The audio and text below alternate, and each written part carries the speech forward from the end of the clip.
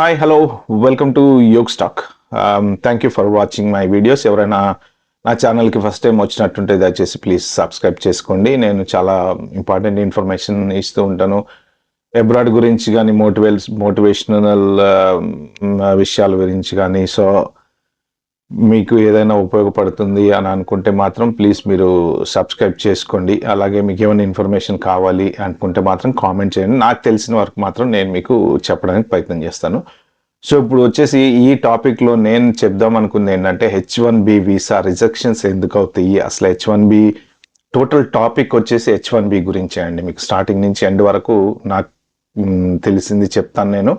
So అందులో మీకు ఏమైనా పనికొచ్చే పాయింట్స్ ఉంటే చూసుకోండి. First of all H1B basically ఎవరైనా అప్లై చేశారు అంటే ఓల్డెన్ డేస్లో ఎలా ఉండేది అంటే అప్పట్లో ఇప్పుడు ఫర్ ఎగ్జాంపుల్ ఒక ఒరాకిల్ కంపెనీ తీసుకున్నాం. ఒరాకిల్ కంపెనీ ఎంప్లాయీ ఇండియాలో ఉండే వాళ్ళకి ఫోన్ చేసి, అంటే మనం అక్కడికి వాళ్ళకి ప్రొఫైల్ ఈమెయిల్ చేస్తాము, వాళ్ళు ఫోన్ చేస్తారు. ఫోన్ చేసి పలానా జాబుకి నువ్వు అప్లై చేసావు కదా అని అడుగుతారు. వాళ్ళు టెలిఫోన్ ఇంటర్వ్యూ అనమాట. అది అప్పట్లో వాట్సాప్లు, వీడియో కాల్స్, స్కైప్లు లేవు కాబట్టి.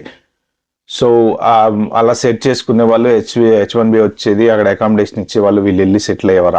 అలా స్టార్ట్ అయింది ఒకప్పుడు H1B. బేసిక్గా ఏంటంటే H1B వీసా ఎందుకు అప్లై చేస్తారు అంటే స్పెసిఫిక్, అంటే ఆ పర్టిక్యులర్ రోల్కి నాకు యుఎస్లో ఎవరు దొరకలేదు అని చెప్పేసి వాళ్ళు ఒక చిన్న అఫిడవిట్ క్రియేట్ చేసి గవర్నమెంట్కి సబ్మిట్ చేసి గవర్నమెంట్ దగ్గర నుంచి లెటర్ తెచ్చుకుని H1B వీసా అప్లై చేసి ఆ క్యాండిడేట్ని యుఎస్కి తీసుకురావాలండి. ఇది యాక్చువల్ H1 ప్రొసీజర్.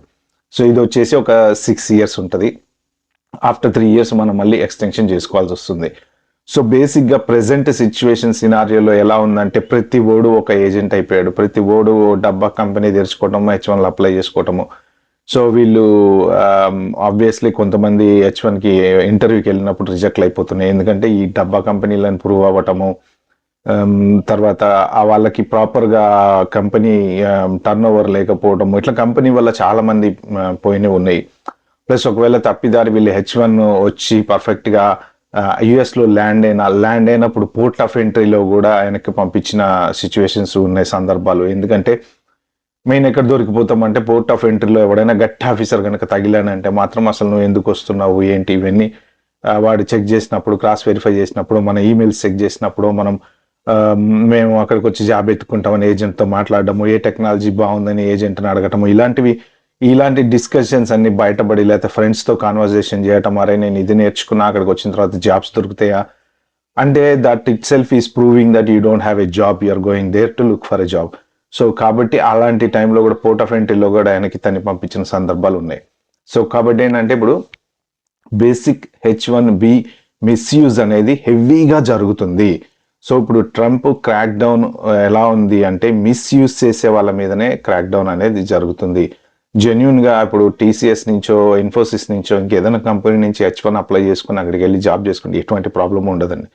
ఎందుకంటే వాళ్ళు పెద్ద కంపెనీస్ కాబట్టి జెన్యున్ ప్రాజెక్ట్ మీద వెళ్తారు. ఇప్పుడు ఇక్కడ పని చేస్తున్నాం ఒక 3 years అదే ప్రాజెక్ట్కి, ఆ కంపెనీ వాడో లేదు నాకు వచ్చి యూఎస్లో చెయ్యి అంటే వాళ్ళు H1 ఇస్తారు, వెళ్తాము, అదే ప్రాజెక్ట్ కంటిన్యూ అవుతాం. వాళ్ళకి ఇంటర్వ్యూలో ప్రాబ్లమ్స్ రావు, ఎక్కడ ప్రాబ్లమ్స్ రావు.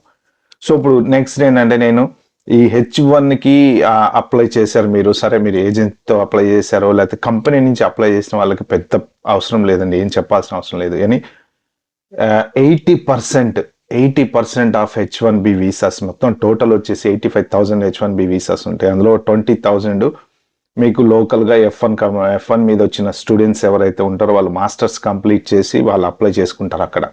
ఆ మిగిలిపోయిన 65,000లో హోల్ వరల్డ్ వైడ్ 65,000 మిగిలిపోతాయి. అవి దాంట్లో 80% ఆఫ్ ది వీసాస్ మన వాళ్ళకే వస్తాయి, మన వాళ్ళే అప్లై చేస్తుంటారు H1 ఎక్కువ. చైనా నుంచి వచ్చి నెక్స్ట్ చైనా వాళ్ళును ఫిలిప్పైన్స్ వాళ్ళు వస్తారు, కానీ వాళ్ళ పర్సంటేజ్ చాలా తక్కువ ఉంటుంది. సో మన వాళ్ళే దాదాపు 80% ఆ 65,000లో అప్లికేషన్స్ తీసుకుంటూ ఉంటారు. ఇందులో ఈ 80%లో కూడా ఒక 5% 10% genuine H1B company intra transfers టైప్లో ఉంటాయండి. మిగిలినవన్నీ కూడా ఏజెన్సీ ద్వారా H1 అప్లై చేసుకోవటం, అక్కడికి వెళ్ళటము, అక్కడికి వెళ్ళిన తర్వాత జాబులు ఎత్తుకోవటం, ఇదే ఉంటుంది. ఈ జాబులు ఎత్తుకోవటం కూడా ఒక కంపెనీ ఇంకో కంపెనీకి మధ్యలో 30 మంది కన్సల్టెంట్ ఉంటాడు. సో ₹100 ఇస్తే వీడికి ₹2, వాడికో ₹2, వాడికో ₹2, ఇవన్నీ పోంచి వరకు వీడికి వస్తాయి అనమాట. అలా జరుగుతుంది ప్రస్తుతం process. So there is a lot of misuse అనేసి వాళ్ళ దగ్గర ఇన్ఫర్మేషన్ ఉంది. కాబట్టి ఏంటంటే ఇంటర్వ్యూకి వెళ్ళినప్పుడు ఎందుకు రిజెక్ట్ అవుతాయి, అసలు ఇంటర్వ్యూ ప్రాసెస్ ఏంటి, ఎలా ఉంటుంది, ఏం క్వశ్చన్స్ అడుగుతారు, అవి నేను ఇప్పుడు మీకు క్లియర్గా చెప్తాను. సో మీరు ఫస్ట్ ఏంటంటే ఇప్పుడు ఎంబసీకి వెళ్ళేటప్పుడు ఇప్పుడు హైదరాబాద్లో పెద్ద కాన్సులేట్ పెట్టారు కాబట్టి చాలా మంది నాకు తెలిసి అక్కడికి వెళ్తున్నారు. సో హైదరాబాద్లో మీరు ఇంటర్వ్యూకి వెళ్ళేటప్పుడు మీరు తీసుకోవాల్సిన ప్రికాషన్స్ ఏంటంటే ఫస్ట్ థింగ్ ఫోన్ తీసుకెళ్ళకండి. ఫోన్ అవసరం లేదు. అది తీసుకెళ్తే మళ్ళీ ఒక 250 పెట్టి అక్కడ లాకర్లో పెట్టుకోవాలి మీరు ఫోన్ అవసరం లేదు. సో మీరేం అన్నెసరీ గడ్జెట్స్ దాంట్లో పెట్టుకుని వెళ్ళకండి. సో అక్కడికి వెళ్ళిన తర్వాత ఆబ్వియస్లీ సెక్యూరిటీ చెక్ అని అవి ఇవి ఉంటాయి. ఓకే, ఏమైనా సెల్ఫీలు తీసుకోవడానికో లేకపోతే యూట్యూబ్ వీడియోలకు మీరు ఫోన్ తీసుకెళ్ళినా ఆబ్వియస్లీ లాకర్ ఉంటుంది, లాకర్లో పెట్టుకోవచ్చు, ప్రాబ్లం అయితే ఏం లేదు. సో మీరు వెళ్ళే ముందు మాత్రం ఫస్ట్ చేయాల్సింది ఏంటంటే మీరు H1 అప్లై చేయడానికి ఏమేమి డాక్యుమెంటేషన్స్ ఇచ్చారో ఎవ్రీ సింగిల్ డాక్యుమెంట్ ఒక సెట్ ఆఫ్ కాపీ మీ దగ్గర హార్డ్ కాపీ పెట్టుకోండి. కొంతమంది ఏంటంటే ఆ ఫోన్లో ఉంది కదా వెళ్ళగానే అక్కడ ఫోన్ చూపించేయచ్చులే అనుకుంటారండి. ఫోన్ తీసుకెళ్ళి మీరు లాకర్లో పెట్టిన తర్వాత ఏదన్నా ఒక డాక్యుమెంట్ మిస్ అయింది అంటే మీరు ఫోన్లో చూపించడానికి ఉండదు. కాబట్టి ఏంటంటే వేస్ట్ అయినా ప్రింట్అవుట్ వేస్ట్ అయితే అయింది ఒక పేపరు.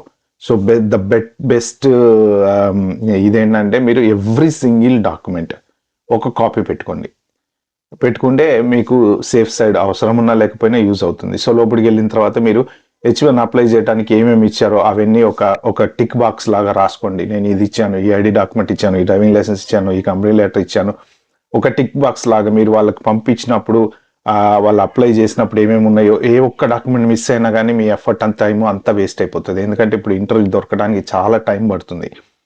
ఆ టైం అంతా వేస్ట్ అయిపోతుంది. కాబట్టి అన్ని డాక్యుమెంట్స్ పర్ఫెక్ట్గా చూసుకోండి. ఎందుకంటే ఇలాంటివి జరుగుతూ ఉంటాయి, సాధారణంగా జరుగుతూ ఉంటాయి. ఏదో ఒక చిన్నది మనం టెన్షన్లో, ఆత్రంలో, ఆనందంలో ఈ దేంట్లో అయినా మర్చిపోతాం. కాబట్టి సో అలాంటివి జరగకుండా చూసుకోండి. నెక్స్ట్ ఇంటర్వ్యూకి వెళ్ళిన తర్వాత ఏంటంటే మీ పాస్పోర్ట్ అవి చెక్ చేసిన తర్వాత లోపల వాడు అడిగే క్వశ్చన్స్ ఏంటంటే మెయిన్ వాళ్ళకి కావాల్సింది ఏంటంటే మీరు జెన్యున్గా అమెరికా వెళ్ళి జెన్యున్గా జాబ్ చేస్తున్నారా లేదా అనేదే వాళ్ళకి కావాలి. కాబట్టి మీరు ఇక్కడ ఏం చేస్తున్నారు, ఏ కంపెనీలో జాబ్ చేస్తున్నారు, మీ జీతం ఎంత వస్తుంది, అమెరికా వెళ్ళిన తర్వాత మీకు ఆ కంపెనీ వాళ్ళ జీతం ఎంత ఇస్తా అన్నారు, సో అసలు ఆ కంపెనీ నిజంగా రియలిస్టిక్ కంపెనీనే, ఇవన్నీ చెక్ చేస్తూ ఉంటారు అనమాట. ఈ క్వశ్చన్సే అడుగుతారు తప్ప పెద్దగా ఏం లేదు. మీకు ఇప్పుడు కొంచెం వచ్చి రాని ఇంగ్లీష్లో ఉన్నోళ్ళు ఎవరైనా H1కి వెళ్ళారు అంటే మాత్రం అక్కడ అని తడబడ్డారంటే మాత్రం రిజెక్ట్ అయ్యే ఛాన్సెస్ ఉంటాయి. సో మీరు అడిగిన క్వశ్చన్లన్నిటికీ సక్సెస్ఫుల్గా మీరు ఆన్సర్ చేస్తే కంపెనీ గురించి, కంపెనీ ప్రొఫైల్ గురించి, మీ పర్సనల్ లెవెల్ ప్రొఫైల్ గురించే ఎక్కువ క్వశ్చన్స్ ఉంటాయి. ఎందుకంటే జెన్యున్గా వెళ్తున్నారా లేదా అనే దాని మీద ఎక్కువ క్వశ్చన్స్ ఉంటాయి. సో అవన్నీ మీరు పర్ఫెక్ట్గా ఆన్సర్ చేసినట్టయితే మీకు వీసా వచ్చే ఛాన్స్ ఉంటుంది. ప్లస్ ఇప్పుడు ప్రజెంట్ సిచ్యువేషన్స్లో వీసాస్ ఎందుకు రిజెక్ట్ అవుతున్నాయి అంటే వాళ్లకు కూడా ఇన్ఫర్మేషన్ ఉంది. ఇట్లానే డబ్బా కంపెనీలు H1 అప్లై చేస్తున్నాయి ఏజెన్సీలు. అక్కడికి వెళ్ళిన తర్వాత వీళ్ళంతా జాబులు ఎత్తుకుంటున్నారు. H1 మీద జాబ్ రాకుండా బయట సూపర్ మార్కెట్లలో కూడా పనిచేస్తున్నారు. ఈ H1కి మన ఒకవేళ జాబ్ పోతే ఉండే ఆ 180 days పీరియడ్ ఏదో ఉంటుంది ఆ టైంలో కూడా మిస్యూజ్ చేస్తున్నారు. సో అంటే ఏంటంటే ఇక్కడ యూసేజ్ కన్నా మిస్యూసేజ్ ఎక్కువ ఉంది అన్న ఇన్ఫర్మేషన్ వాళ్ళ దగ్గర ఉంది కాబట్టి ఆల్మోస్ట్ ఆల్ రిజెక్ట్ చేయడానికే ట్రై చేస్తున్నారు. సో నేను వేరే ఒక చిన్న ఇన్ఫర్మేషన్ అయితే నాకు వచ్చింది. యాక్చువల్గా H1 రిజెక్షన్స్ ఎక్కువ కారణం ఏంటంటే దానికి ఒక చిన్న వీడియో ఒకటి చేస్తాను నేను. ఎందుకంటే దాని గురించి కొంచెం ఇంకా ఇన్ఫర్మేషన్ గ్యాదర్ చేస్తున్నాను. చేసిన తర్వాత మీకు దాని గురించి డీటెయిల్స్ ఇస్తాను. సో ఇదండి, మీరు ఇక్కడ అయిపోయిన తర్వాత మీకు ఓకే H1 వచ్చేసింది, అప్రూవ్ అయిపోయింది అంటే మీరు then you book a ticket and you will go to USA. కాబట్టి మీరు US వెళ్ళే ముందు తీసుకోవాల్సిన జాగ్రత్తలు ఏంటంటే ఫ్రెండ్స్ తోటి కానీ మీ ఏజెంట్స్ తోటి కానీ ఎవరితోటి ఎటువంటి కాన్వర్సేషన్ చేయకండి. నేను అక్కడికి వచ్చి జాబ్ ఎత్తుకుంటాను, నేను ఈ సబ్జెక్ట్ నేర్చుకుంటాను, ఇలాంటివి చేయకండి. So once you land in a port of entry వాళ్ళు అడిగే క్వశ్చన్లకు జాగ్రత్తగా వినండి మీరు. ఎందుకంటే ఫ్లైట్ ఎక్కగానే మా అమెరికా వెళ్ళిపోయా అని మీరు అనుకోవద్దు, లేకపోతే మావాడు హ్యాపీ సేఫ్ అమెరికా వెళ్ళిపోయాడు ఇంకేంది డబ్బులు సంపాదించేస్తాడు పంపిస్తాను పేరెంట్స్ కూడా అనుకోవద్దండి. వన్స్ పోర్ట్ ఆఫ్ ఎంట్రీలోంచి బయటకు వచ్చి గాలి పీల్చుకున్న తర్వాత మన అమెరికాలో ల్యాండ్ అయినట్టు లెక్క. సో మేజర్ హడ్డీలో వచ్చేసే పోర్ట్ ఆఫ్ ఎంట్రీ మీకు H1 స్టాంపింగ్ అయినా ఏదైనా పోర్ట్ ఆఫ్ ఎంట్రీలోనే మెయిన్ ఉంటుంది. అక్కడ వాళ్ళు చెక్ చేస్తారు. ఒక కంట్రీలోకి ఒక పర్సన్ని పంపించాలంటే వీడు నిజంగా జెన్యూనా, లేకపోతే వీడు ఓకేనా కాదా, ఉగ్రవాదా తీవ్రవాదా, లేదా ఇంకోడా, లేకపోతే నిజంగా IT ఎంప్లాయ్, ఇలాంటివన్నీ చేయాల్సిన రెస్పాన్సిబిలిటీ వాళ్ళదే అనమాట. ఏ ఒక్కటి తేడా వచ్చినా కూడా వాళ్ళకే వస్తుంది. కాబట్టి పోర్ట్ ఆఫ్ ఎంట్రీలో మిమ్మల్ని అడ్డమైన క్వశ్చన్స్ అన్ని వేస్తారు వాళ్ళు. అక్కడ మీరు వచ్చి రాని ఇంగ్లీష్లో మాట్లాడినా లేకపోతే మీరు తీసుకొచ్చిన డాక్యుమెంట్స్ ఏమైనా సరిగ్గా లేకపోయినా, లేకపోతే మీ ఫోన్లో ఏదైనా ఇన్ఫర్మేషన్ దొరికినా స్ట్రైట్ అవే రిజెక్ట్ చేసి మిమ్మల్ని బయటకు వెనక్కి పంపించే ఛాన్స్ అయితే ఉంది. సో అది H1B గురించి మొత్తం. సో ఇప్పుడు ఏంటంటే H1Bని ఎలా మిస్యూజ్ చేస్తున్నారు అంటే, మనము రిజెక్షన్స్ చాలా మంది అనుకుంటూ ఉంటారు, ఎందుకు రిజెక్ట్లు అవుతాయి, ఎందుకు కంపెనీ బ్లాక్ లిస్ట్ అవుతాయి, ఎందుకు వీళ్ళు ఇవి చాలా మందికి తెలియదు. బేసిక్గా ఏంటంటే H1 చేసే వాళ్ళు ఇప్పుడు ఒక $1,50,000 శాలరీ వచ్చిందంటే $1,00,000 ఏమో యూఎస్లో తీసుకుంటారు, ఒక $50,000 ఇండియాలో తీసుకుంటారు, ఇండియన్ కరెన్సీలో. అంటే ఏంటి, ఇక్కడ సిస్టమ్ని మీరు తప్పుదోవ పట్టిస్తున్నారు. అదొకటి. నెక్స్ట్ ఏంటంటే అంటే ఇవన్నీ ట్యాక్స్ సేవింగ్ కోసము దొడ్డిదారులు తొక్కుతూ ఉంటారనమాట. నెక్స్ట్ ఇంకొకటి ఏంటి అంటే, మీకు అదే $1,50,000 శాలరీ వస్తే ఒక $1,00,000 ఏమో మీరు మీ పేరు మీద తీసుకుంటారు. మీరు ఆ $1,00,000కే ట్యాక్స్ చూపిస్తారు. మిగిలిన $50,000 స్టూడెంట్స్ ఉంటారు కదా, ఓపీటీ స్టూడెంట్స్, వాళ్ళ పేరు మీద రన్ చేస్తూ ఉంటారు. సో అంటే ఏంటంటే అక్కడ ఒక రకంగా ఇవన్నీ లాలూచి ఇవ్వాలన్నమాట. ఆ స్టూడెంట్కి హెల్ప్ చేయడానికి కానీ, లేకపోతే మీరు ట్యాక్స్ తప్పించుకోవటానికి కానీ, సో ఏదో ఒక రకమైన ఫ్రాడలెంట్ ట్రాన్సాక్షన్స్ ఉంటాయి. ఇప్పుడు ఇప్పుడు ఒక జెన్యున్ కేసులో ఒకతను ఒక లేడీ పేరు మీద అమౌంట్ కొంచెం ఇప్పుడు ఒక 180 ఏమో శాలరీ ఉంటే ఒక 80 ఆమె పేరు మీద, ఒక 100 ఈయన పేరు మీద రన్ చేస్తుంటే, ఒకసారి వాళ్ళు నెక్స్ట్ ఎక్స్టెన్షన్కి వెళ్ళినప్పుడు అడిగారు, ఈ బ్యాలెన్స్ 80 ఏమైంది, నీ శాలరీ 180 కదా అంటే, మా పార్ట్నర్ పేరు మీద రన్ చేస్తున్నాను. పార్ట్నర్ పేరు మీద రన్ చేస్తున్నావు అంటే నీకు ఏంటి రిలేషన్షిప్? యాక్చువల్గా ఎవరో ఒక లేడీ మీద పేరోల్ రన్ చేస్తున్నారు. ఆ లేడీకి ఆల్రెడీ పెళ్ళి అయిపోయింది, ఎవరితోనో ఉంది. సో ఇప్పుడు ఎలా ప్రూవ్ చేస్తాడు? ఆ పార్ట్నర్షిప్ ఎలా ప్రూవ్ చేస్తాడు? ఇవన్నీ చెప్పడానికి బాగుంటాయి. ఎక్కడన్నా ఎక్స్టెన్షన్కి వెళ్ళినప్పుడు కానీ, ఏదన్నా ఇప్పుడు గ్రీన్ కార్డ్ అప్లై చేసినప్పుడు కానీ, ఇట్లాంటి సిచ్యువేషన్స్లో మీరు ప్రూవ్ చేసుకోవాలంటే చాలా కష్టం అవుతుంది. సో కాబట్టి ఇలాంటి స్కామ్స్ చాలా ఉంటాయి అన్నమాట H1B మీద.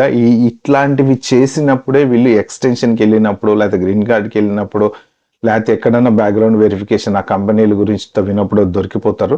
సో కాబట్టి ఏంటంటే జెన్యున్గా మీరు వెళ్ళి H1 మీద మంచిగా జెన్యున్గా జాబ్ చేసుకోండి. షార్ట్ కట్లో డబ్బులు సంపాదించేసి ఏదో అయిపోదామో అని చెప్పేసి మాత్రం మీరు ఆలోచించకండి. ఎందుకంటే షార్ట్ కట్లో చేసే పని ఏదో ఒక రోజున లాంగ్ రన్లో మనకి దెబ్బ పడచ్చు. ఓకే, నడిచింది, ఇప్పటి వరకు చేశారు చాలామంది. ఒకటి, ఇప్పుడు అదృష్టం ఎవరికి ఎలా ఉంటుందో తెలీదు. అదృష్టవంతుడు ఎప్పటికీ ఏ ప్రాబ్లమ్స్లో ఇరుక్కోడు. కానీ ఎవరన్నా ఒకళ్ళు ఇద్దరు దురదృష్టవంతులు ఉంటే ఏదో $10 కక్కుర్తి పడితే $100 లాస్ అవుతాం అనమాట. కాబట్టి పెన్నీ సేవర్ పౌండ్ లూజర్ లాగా ఉండకుండా జాగ్రత్తగా ఉండండి. ఓకే ఫ్రెండ్స్, ఓకే, ఇది కనుక మీకు నచ్చినట్టయితే మాత్రం మీరు దయచేసి కామెంట్ చేయండి. ఇంకేమో నేను ల్యాగ్ లేకుండానే మ్యాక్సిమం ఇంపార్టెంట్ ఇన్ఫర్మేషన్ అయితే ఇచ్చాను. ఐఎమ్ సారీ ఇన్ కేస్ ఎక్కడైనా కొంచెం ల్యాగ్ అనేది వచ్చింది అని అనుకుంటే మాత్రం, ఎందుకంటే మొత్తం గుర్తుపెట్టుకొని చెప్పడం కూడా కొంచెం కష్టం కాబట్టి ఒకవేళ ల్యాగ్ వస్తే ఐఎమ్ వెరీ సారీ. సో ఇది ఎవరికైనా యూజ్ అవుతుంది అనుకుంటే మాత్రం please share to the others. వాళ్ళకి ఎవరికైనా కావాల్సిన ఇన్ఫర్మేషన్ దీంట్లో దొరకవచ్చు అనుకుంటా. So thank you and subscribe చేసుకోండి. Wait for my next videos. And నేను వేరే అంటే ఇంకా యూకే గురించి, తర్వాత అసలు యూరోప్ గురించి, జాబ్ మార్కెట్ ఎలా ఉంది అనేది కూడా నేను నెక్స్ట్ ఫర్దర్ వీడియోస్లో మీకు అప్డేట్ చేస్తాను. Thank you.